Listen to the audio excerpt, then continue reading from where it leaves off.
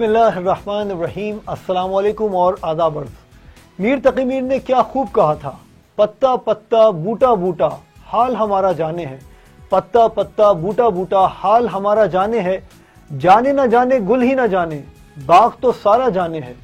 मीर ने तो पत्ते की बात की थी, लेकिन हमारे जिस्म के बाग में पत्ता तो नहीं होता, लेकिन पित्ता ज़रूर होता है, और इस पित्ते का पता होना, इसका सेहतमंद होना, इसके बारे में आगाही होना बहुत ज़रूरी होता है। सवाल ये पैदा होता है कि पित्ता होता क्या है। पित्ता जिस्म का थैली नुमा उज़्व है, एक ऑर्गन है जो देखने में अमरूद या नाशपाती की तरह लगता है। ये जिगर के बिल्कुल नीचे, यानी हमारे लीवर के बिल्कुल नीचे दाईं जानिब वाक़ होता है। ये थैली तकरीबन 4 इंच लंबी और 1 इंच चौड़ी होती है, जिसमें सयाल यानी एक लिक्विड जिसे बाइल कहते हैं या सफरा कहते हैं वो मौजूद होता है। सो पित्ते का काम जिगर यानी लिवर से आने वाले बाइल या सफरे को जमा करना होता है, स्टोर करना होता है, जखीरा करना होता है। और ये बाइल जो हम चिकनाई वाली खुराक खाते हैं उसके हजम होने में मदद देता है। यानी अगेन गॉल ब्लेडर में जो हमारे, जिसे पित्ता कहते हैं उर्दू में, गॉल ब्लेडर में जो लिक्विड होता है उसको बाइल कहते हैं। और इसका बेसिक फंक्शन, इसका जो बेसिक इंपॉर्टेंस है वो ये है कि ये चिकनाई वाली ग़िज़ाएँ, जो कोलेस्ट्रॉल वाली ग़िज़ाएँ हम खाते हैं, उसके हज़म में, उसकी डाइजेशन में मदद देता है।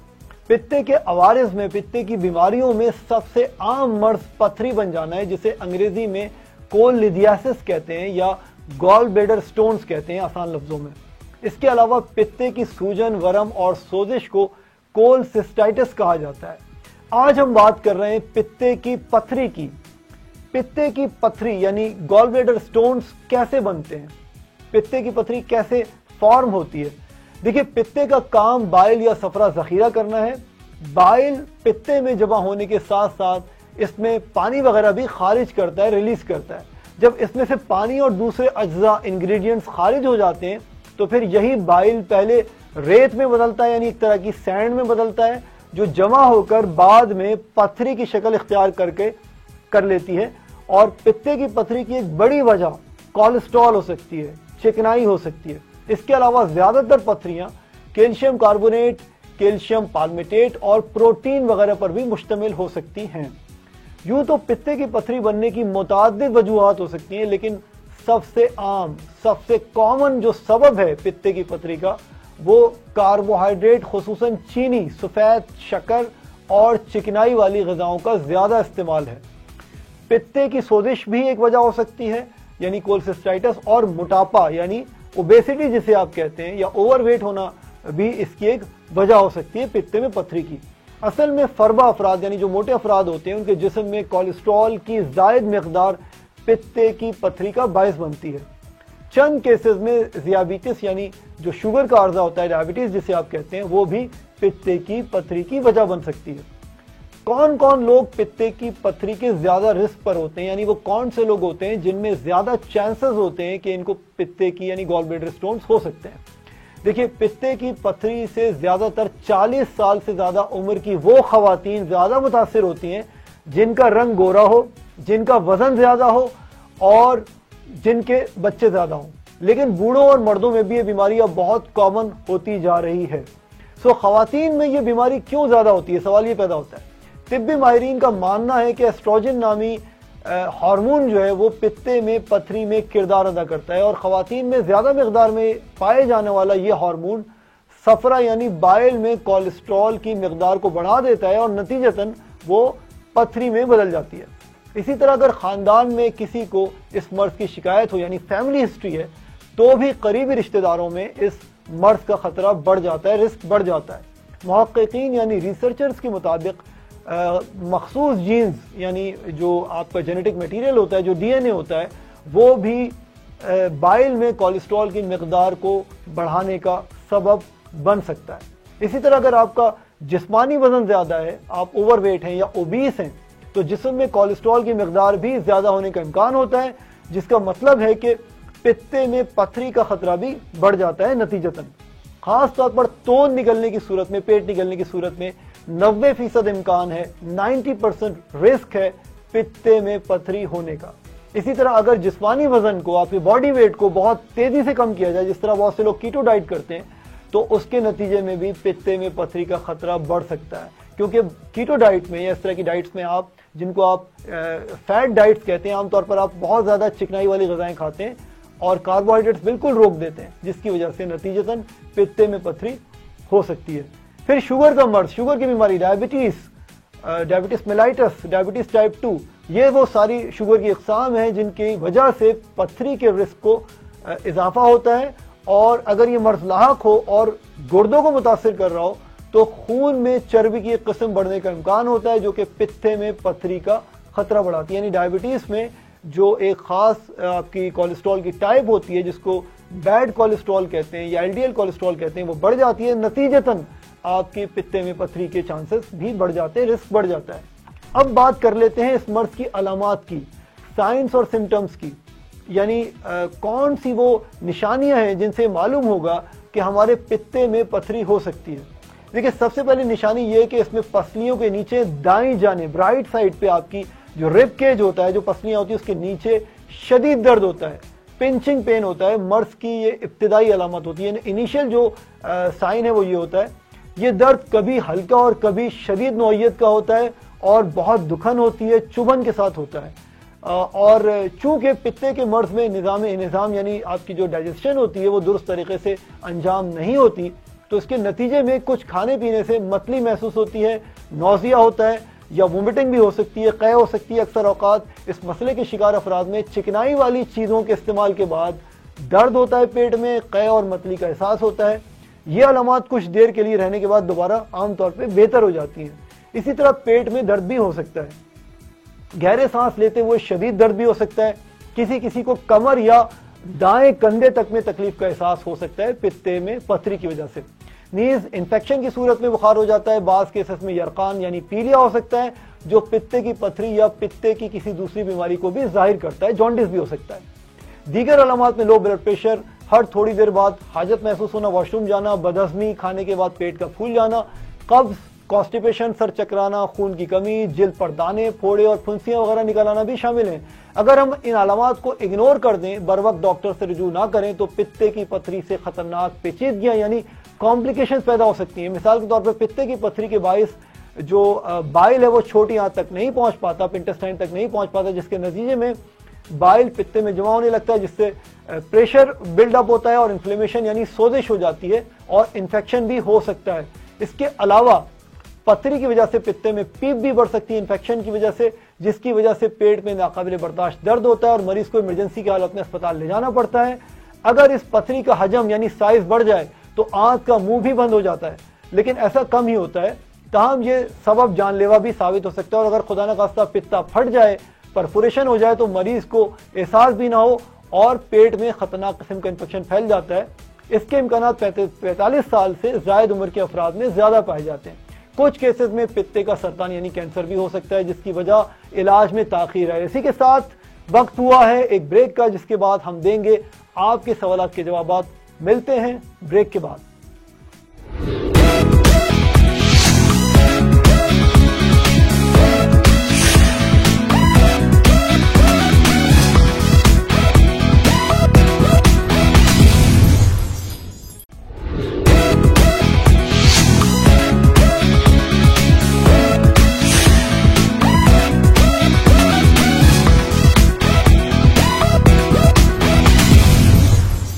خوش آمدید، اور آج ہم بات کر رہے ہیں گال بلیڈر سٹونز کی، کولیڈیاسس کی یعنی پتے میں پتھری کی۔ اور آج کا پہلا سوال پوچھا ہے لاہور سے شازیہ نے۔ شازیہ پوچھتی ہیں کہ پتے کے ماہر ڈاکٹر کو کیا کہتے ہیں؟ بہت امپورٹنٹ سوال ہے، کیونکہ جب تک آپ کو ماہر ڈاکٹر کا ہی معلوم نہیں ہوگا کہ جس مرض کا آپ کو علاج کروانا ہے اس کے لیے کس ڈاکٹر کے پاس جانا ہے، کس ماہر کے پاس جانا ہے، کس کنسلٹنٹ یا اسپیشلسٹ کے پاس جانا ہے، تو ظاہر ہے کہ اس کا صحیح یا پراپر علاج نہیں ہو سکے گا۔ دیکھیے، پتے کی جو علاج کے depending on the type of the treatment that you are taking, سب سے پہلے تو آپ اپنے فیملی ڈاکٹر کو یا جنرل پریکٹیشنر کو دکھا سکتی ہیں، اس کے علاوہ جنرل فزیشین کو دکھا سکتی ہیں، اور اگر خدا نخواستہ آپ کا مرض اس اسٹیج پہ پہنچ چکا ہے کہ سٹونز اس میں ہو چکے ہیں اور بات اب صرف وقتی انفیکشن تک محدود نہیں ہے، تو پھر اس کا علاج سرجری ہے، اور سرجری کے ماہر کو کہتے ہیں جنرل سرجن۔ یعنی جنرل سرجن جو ہے وہ پتے کی پتھری کا علاج کرے گا، اس کو آپ کے پتے کو نکال دے گا، اور اس پروسیس کو کہتے ہیں کولسسٹیکٹمی، یعنی سرجری کے ذریعے پتے کو نکال دینا. اور اگین اس کے ماہر ڈاکٹر کو کہتے ہیں جنرل سرجن، جو ہرنیا وغیرہ کا علاج بھی کرتے ہیں. اس کے علاوہ اگر بات سرجری تک نہ آئی ہو اور انیشیل سٹیجز میں ہو تو پھر جیسا میں نے پہلے کہا کہ اپنے فیملی ڈاکٹر کو دکھا سکتے ہیں، اور اگر وہ چاہے تو پھر وہ ماہر امراض معدہ کو ریفر کر سکتا ہے، جس کو کہتے ہیں گیسٹرو انٹرولوجسٹ. یعنی یہ سرجن نہیں ہوتا، یہ فزیشین ہوتا ہے، لیکن پیٹ کے امراض کا دواؤں کے ذریعے علاج کرتا ہے، نہ کہ سرجری کے ذریعے. سو یہ آپ کے سوال کا جواب تھا، امید ہے آپ سیٹسفائی ہوئی ہوں گی. اگلا سوال ہے سرگودا سے اکرم ملک صاحب کا. وہ پوچھتے ہیں کہ یہ کیسے کنفرم ہوگا کہ مریض کو پتے کی بیماری ہے اور پتھری ہے یا انفیکشن وغیرہ، یعنی یہ کیسے ڈائگنوس ہوگا یا کیسے سرٹن ہوگا. سو اس کا جواب ہے، آپ کے سوال کا جواب ہے تشخیص، ڈائگنوسس سے کنفرم ہو سکے گا کہ یہ اب جو آپ کے پتے کا عارضہ ہے، بیماری ہے، یہ اب کڈنی سٹونز کی سٹیج تک آ چکی ہے اور آپ کو کولیڈیاسس ہو چکی ہے، گال بلیڈر سٹونز ہو چکے ہیں. سو کیسے کنفرم ہوتا ہے یہ؟ اس کے لیے ڈاکٹر بیماری کی علامات، یعنی جو آپ کے سائنس اور سمٹمز ہوتے ہیں، اس کی بیسس پہ، آپ کی کیس ہسٹری کی بیسس پہ، آپ کی فیملی ہسٹری کی بیسس پہ، آپ کے پیٹ کا ایکس رے اور الٹرا سونوگرافی یعنی الٹرا ساؤنڈ وغیرہ سے پتے میں پتھری کی موجودگی یا غیر موجودگی کا پتہ لگاتا ہے. یعنی آپ میں علامات کی موجودگی کی صورت میں ڈاکٹر چند خون کے ٹیسٹ تجویز کرے گا، یعنی بلڈ ٹیسٹ تجویز کرے گا، اور ساتھ میں ایک الٹرا ساؤنڈ بھی تجویز کر سکتا ہے. اور اگر مزید اس کو ڈیٹیلز چاہیے ہو تو سی ٹی اسکین یا ایم آر آئی پتے کی کسی بھی بیماری کی تشخیص کو کنفرم کر سکتا ہے. لیکن ظاہر ہے کہ یہ وہ چیزیں ہیں جن کا نمبر سب سے آخر میں آتا ہے، اور یہ جو ڈائگنوسس کے طریقے ہیں کافی مہنگے ہیں. اگلا سوال کراچی سے مس سنم نے پوچھا ہے کہ پتے کی پتھری کا علاج کن کن طریقوں سے ہو سکتا ہے. دیکھیے بہت اچھا سوال ہے. اگر تو پتے کی پتھری ابھی بننا شروع نہیں ہوئی ہے اور پتے کا جو مرض ہے وہ صرف انیشیل سٹیجز میں، ابتدائی سٹیجز میں ہے، اور بعض صرف برم، سوزش یا انفیکشن تک ہی محدود ہے، تو اس صورت میں ڈاکٹر محض دواؤں اور پرہیز سے ہی علاج کرنے کو ترجیح دیتے ہیں، جس کے لیے مختلف دوائیں استعمال کی جاتی ہیں، اور جن میں یعنی اینٹی بایوٹکس بھی ہو سکتی ہیں انفیکشن کنٹرول کرنے کے لیے، اور درد دور کرنے والی دوائیں ہو سکتی ہیں جن کو آپ اینالجیسکس کہتے ہیں، اور سوجن کم کرنے والی دوائیں بھی شامل ہو سکتی ہیں جن کو آپ اینسیڈز کہتے ہیں.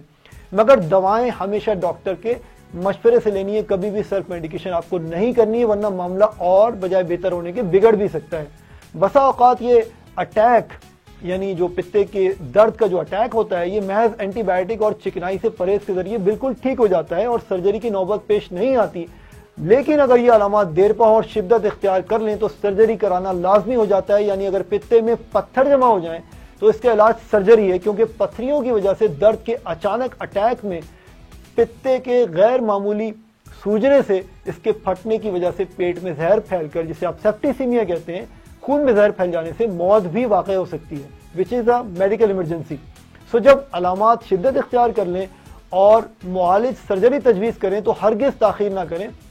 دیکھا گیا ہے کہ اکثر مریض سرجری کروانے سے گھبراتے ہیں، تو یہ بات ذہن نشین کر لیجئے کہ اگر پتا نکلنے کے بعد بھی جگر میں، لیور میں بننے والا سیال مادہ آنتوں میں جا کر اپنے افعال بآسانی انجام دیتا ہے، سو اس کے لیے آج کل لیپروسکوپک سرجری کی سہولت کی وجہ سے پیٹ میں 1-2 انچ کے چھوٹے سوراخ کر کے لیپروسکوپ کے ذریعے پتے کو باہر نکال لیتے ہیں. یعنی آپ کو پورا پیٹ کاٹنے کی ضرورت نہیں ہوتی، چھوٹے سوراخ سے جو ہے وہ سٹونز باہر نکل جاتے ہیں، اور یا پھر اگر ضرورت ہو تو پتے کو پورا باہر نکال لیا جاتا ہے، اور آپریشن کے بعد مریض اسی دن گھر واپس جا سکتا ہے. کبھی کبھی لیپروسکوپک سرجری کے لیے پتے کی پتھری کو شعاعوں کے ذریعے بھی توڑا جا سکتا ہے اور اس کے بعد سرجری کی جاتی ہے، یعنی سٹونز یعنی پتھری کا سائز چھوٹا کیا جا سکتا ہے. سرجری کے بعد یاد رکھیے چکنائی والی اشیاء سے پرہیز انتہائی امپورٹنٹ ہے.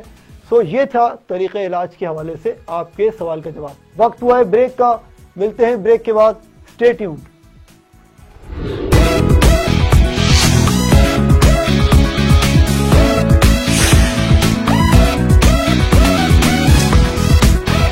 آپ کو بیک گراؤنڈ میں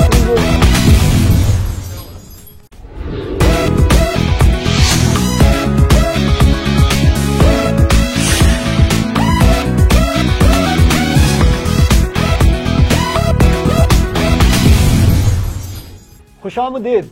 शायर ने क्या खूब कहा, एक पत्थर की भी तकदीर संवर सकती है, एक पत्थर की भी तकदीर संवर सकती है, शर्त है कि सलीके से संवारा जाए। सो पित्ते की पथरी की भी तकदीर संवर सकती है, इलाज हो सकता है, शिफा मिल सकती है, क्योर हो सकती है, मैनेज हो सकता है। बस मुस्तकिल मिजाजी से, कंसिस्टेंसी से परहेज और इलाज की ज़रूरत होती है। पित्ते की पथरी और दूसरे अमराज के हवाले से पेट का परहेज सबसे ज़्यादा ज़रूरी है। वो जो कहते हैं इंग्लिश में कि you are what you eat. सो बुकरात ने कहा था मोटापा 100 बीमारियों की जड़ है। सो एहतियात इलाज से बेहतर है, परहेज इलाज से बेहतर है। Prevention is better than cure. हमेशा भूख रखकर खाएं, यानी जब तक खाने का दिल ना चाहे, भूख ना लगे, कभी ना बैठें खाना खाने के लिए। और हमेशा सैर होने से पहले उठ जाएं, यानी कहते हैं थोड़ी सी गुंजाइश अपने मैदे में छोड़ दीजिए। और यहां तक आपको पेट नहीं भरना है खाने के हवाले से। ज्यादा खाना खाने से इंसान न सिर्फ मोटा होता है बल्कि बीमारियों का भी आसानी से शिकार हो सकता है। इसलिए सेहतमंद रहने के लिए जरूरी है कि आदमी अपने आप को स्मार्ट और चाको चौबंद रखे, जिसके लिए सादा ग़िज़ा का इस्तेमाल बुनियादी शर्त है। पित्ते की पथरी के शिकार मरीजों की ग़िज़ा का खास ख्याल रखना चाहिए। They have to have a very balanced diet, a healthy diet. मुतवाज़िन ग़िज़ा, मुतवाज़िन खुराक बहुत ज़रूरी है। पहले हम बात कर लेते हैं कि अगर पित्ते का मर्ज लाक होने का खतरा हो या लाक हो चुका हो तो किन किन ग़िज़ाओं से परहेज करना ज़रूरी है। नंबर 1, चिकनाई वाली चीज़ों से आपको परहेज करना है, और हर वो चीज़ जिसमें सफ़ेद चीनी यानी वाइट शुगर, रिफाइंड शुगर शामिल हो। मिठाई, चॉकलेट, कैंडीज, बेकरी आइटम्स, बाहर के जूसेस, आर्टिफिशियल जूसेस और ड्रिंक्स वगैरह, सॉफ्ट ड्रिंक्स, सोडा, ये वो सारी चीज़ें जिनसे आपको हद्दुल इम्कान परहेज करना है अगर आप पित्ते के अमराज से बचना चाहते हैं। अगेन, फास्ट फूड जैसे पिज्ज़ा, बर्गर वगैरह बिल्कुल नहीं लेने। चर्बी वाली ग़िज़ाएं जैसे बड़े का गोश्त और मक्खन, मटन, बीफ, घी और पनीर से मुकम्मल परहेज करना है। ताहम कम चिकनाई वाला पनीर जो होता है, यानी लो फैट चीज़ जिसे आप कहते हैं, और दूध कम चिकनाई वाला जो है वो इस्तेमाल कर सकते हैं, स्किम मिल्क जिसे आप कहते हैं। इसी तरह मुरगन ग़िज़ाओं से, सकील ग़िज़ाओं से, डीप फ्राइड फूड से, बाहर के खानों से बहुत ज़्यादा जो जिनको पकाया जाता है और बहुत ज़्यादा घी में पकाया जाता है, उनसे परहेज करना है। और अगेन, उस वक्त तक खाना नहीं खाना है जब तक आपको भूख ना लगे। सो कोलेस्ट्रॉल बढ़ाने वाली तमाम ग़िज़ाएं, चॉकलेट, अंडे, क्रीम, बालाई, पनीर, मग्स, गुर्दे, सिरी पाए वगैरह से आपको परहेज करना है। सादा ग़िज़ा के साथ साथ रोज़ाना की हल्की वर्जिश को मामूल बना लीजिए। जी हाँ, हफ्ते में 5 दिन कम अज़ कम रोज़ाना आधे घंटे के लिए आपको वर्जिश करनी है। और ऐसी वर्जिश करनी है जिससे 3 चीज़ें याद रखिए। ऐसी वर्जिश करनी है जिससे आपकी सांस फूले, आपको पसीना आए और आपकी हार्ट बीट यानी आपकी जो दिल की धड़कन है वो तेज़ हो। अगर ये तीनों चीज़ें हो रही हैं इसका मतलब है कि वर्जिश आपके जिस्म को फ़ायदा पहुंचा रही है। वरना अगर आप ये समझती हैं कि आप किचन में काम कर करके जो है वो आपको फ़ायदा हो जाएगा, तो याद रखिए कि ये वर्जिश नहीं होती। आमतौर पर ख़वातीन यही समझती हैं कि हमारे यहाँ जो रोज़ाना रोज़मर्रा के हमारे जो चहलकदमी है उससे वर्जिश हो रही है, जबकि ऐसा नहीं होता। अगेन, इंपॉर्टेंट चीज़ ये है कि सब्जियों का इस्तेमाल ज़्यादा करना है। चुकंदर, खीरा और गाजर तीनों का ताज़ा जूस पिए, यानी क्यूकम्बर का जूस, बीट का जूस और कैरेट का जूस, फ्रेश जूस जो घर में आप निकालेंगे, उससे पित्ते की पथरी कुदरती तौर पर दूर होने के चांसेस होते हैं। पित्ते की सफाई हो जाती है, डिटॉक्सिफिकेशन हो जाती है। फाइबर से भरपूर ग़िज़ा, यानी जिसे उर्दू में रेशा कहते हैं, ऐसी ग़िज़ा आप ज़्यादा इस्तेमाल कीजिए, जबकि जैतून और मछली का तेल भी खा सकते हैं। रिफाइंड ग़िज़ा को खाने से गुरेज कीजिए। कौन सी चिकनाई आप ले सकते हैं? हमने बात कर ली वो चिकनाई जो बैड होती है वो आप नहीं लेंगे, लेकिन अब सवाल ये पैदा होता है कि कौन सी चिकनाई आप ले सकते हैं। इसका जवाब है जैतून का तेल, olive oil, extra virgin olive oil is perfect. और नारियल का तेल, कोकोनट ऑयल, एवोकाडो एक फल होता है वो आप ले सकते हैं जिसमें प्लांट फैट शामिल होता है। बादाम यानी आलमंड्स आप ले सकते हैं। अखरोट यानी वॉलनट्स ले सकते हैं। अलसी के बीज यानी जिनको इंग्लिश में फ्लैक्स सीड्स कहते हैं, ये बड़े अच्छे हैं। चिया सीड्स बहुत अच्छे हैं। मछली यानी बड़ी मछली जिसे सैल्मन मछली आप कहते हैं या फैटी फिश जिसे आप कहते हैं वो आप ले सकते हैं। इसी के साथ साथ विटामिन सी से भरपूर ग़िज़ा बहुत मुफीद है। यानी विटामिन सी आप हम सब जानते हैं ज़्यादा पाया जाता है रसदार फलों में, सिट्रस फ्रूट्स में और कच्ची सब्जियों में, ग्रीन लीफी वेजिटेबल्स में बहुत ज़्यादा पाया जाता है। पानी बहुत ज़्यादा पीना है اور کم از کم 2 سے 3 لیٹر پانی آپ کو پینا ہے ان اینی 24 آورز، یعنی ایک دن میں آپ کو 2 سے 3 لیٹر آپ کو پانی پینا ہوگا۔ وزن کم کرنا بہت ضروری ہے، کیونکہ یاد رکھیے وزن کم کرنے سے جو آپ کی جو گال سٹونز کی جو ہونے کا چانسز ہیں، پتے میں پتھری کے چانسز ہیں، وہ کافی حد تک سگنیفیکنٹ حد تک آپ اس کو گھٹا سکتے ہیں۔ اور امپورٹنٹ چیز یہ بھی ہے کہ وزن کم کرنے کے حوالے سے یاد رکھیے رہنما اصول یہ ہے کہ جو آپ کیلوریز لے رہے ہیں وہ کم ہونی چاہیے، اور جو کیلوریز آپ خرچ کر رہے ہیں، یعنی جو جسمانی مشقت کر رہے ہیں، فزیکل ایکٹیویٹی پرفارم کر رہے ہیں، ایکسرسائز کر رہے ہیں، وہ زیادہ ہونی چاہیے۔ یعنی again calorie input should be less اور calorie output should be more. اور اگین وزن کم کرنے کے حوالے سے رہنما اصول یہ بھی ہے کہ 70% آپ کی ڈائٹ، آپ کی خوراک آپ کا وزن کم کرتی ہے، اور 30% ورزش، آپ کی جسمانی ایکٹیویٹی، آپ کا تحرک، آپ کا جسمانی طور پر متحرک رہنا جو ہے وہ آپ کی ورزش کو کنٹرول کرتا ہے، آپ کے وزن کو کنٹرول کرتا ہے۔ سو اٹس ویری امپورٹنٹ کہ آپ کا وزن کم ہو۔ اگر آپ کا وزن جو نارمل لمٹس ہیں اس میں صحیح ہوگا، اس کے درمیان ہوگا، آپ کا باڈی ماس انڈیکس جو ہے وہ کنٹرولڈ ہوگا، تو یقین کیجئے نہ صرف گال سٹونز کا خطرہ کم ہوگا بلکہ اور بہت ساری موذی بیماریوں، ڈائبٹیز، ہارٹ ڈیزیز، کینسر اور بہت ساری دماغی اور نفسیاتی عارضوں سے آپ محفوظ رہیں گے۔ سو یہ ہمارا آج کے ٹاپک کا اختتام ہوتا ہے۔ اس کے بعد ہم نیکسٹ ایپیسوڈ میں ایک نئے ٹاپک، ایک نئے سبجیکٹ، ایک نئے موضوع کے ساتھ حاضر ہوں گے۔ اپنا اور ان لوگوں کا بہت سارا خیال رکھیے گا جو آپ سے محبت کرتے ہیں اور جن سے آپ بہت محبت کرتے ہیں۔ ٹیک کیئر، اللہ حافظ۔